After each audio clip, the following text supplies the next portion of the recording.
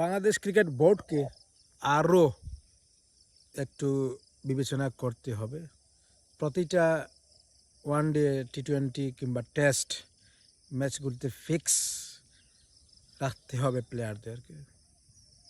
তা না হয় কখনো বাংলাদেশ কোনো কিছুতেই জিততে পারবে না, এটা আমি নিশ্চিন্তভাবে বলতে পারি।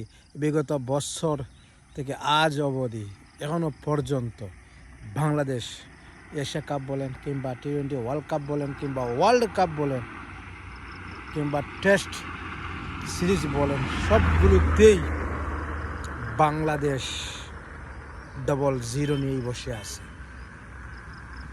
আমি